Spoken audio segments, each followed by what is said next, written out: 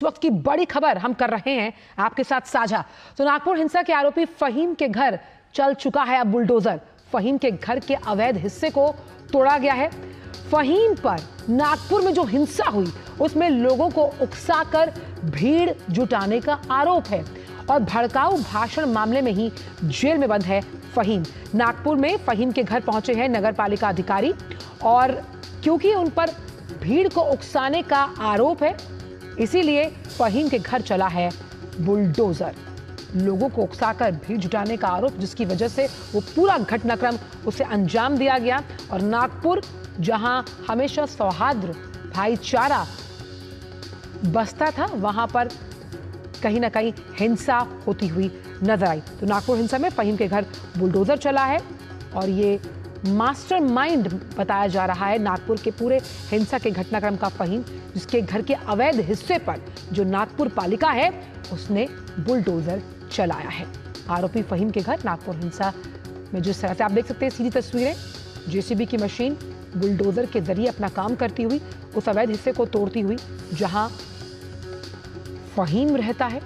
और फहीम वही व्यक्ति है जिसने भड़काऊ भाषण के मामले में फिलहाल वो बंद है और उसने उस भीड़ को जुटाने का काम किया जिसने नागपुर में जो हिंसा हुई उसे अंजाम दिया था।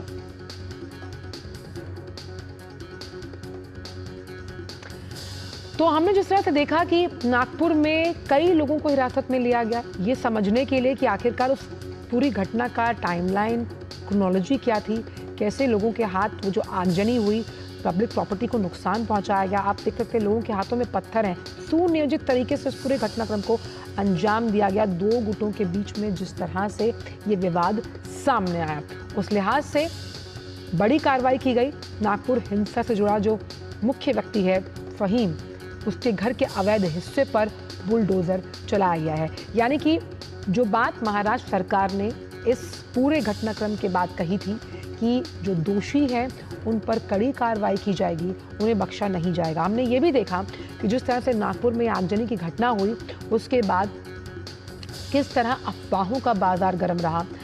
जो तमाम अलग अलग पार्टियों से, नेताओं से, राजनेताओं से जो रिएक्शंस सामने आए उसका खामियाजा जो था, जिस तरह से आम जनता को भुगतना पड़ा। तो नागपुर हिंसा का आरोपी फहीम, उसके घर पर बुलडोजर चलाया गया है। कड़ी कार्रवाई की गई है नागपुर पालिका द्वारा। ये आप बिल्कुल सीधी तस्वीरें देख रहे हैं। आप देख सकते हैं कि जेसीबी की मशीन वो कार्रवाई करती हुई आपको नजर आ रही है कि भाई अगर आप पब्लिक प्रॉपर्टी को नुकसान पहुंचा रहे हैं और आप अगर भड़काऊ भाषण देकर, भीड़ उकसाकर एक फैक्ट ऑफ पॉइंट कहीं ना कहीं करेक्ट करने की कोशिश कर रहे हैं तो आप पर इस तरह की कार्रवाई होना लाजमी है। हालांकि फहीम खान ने साल 2024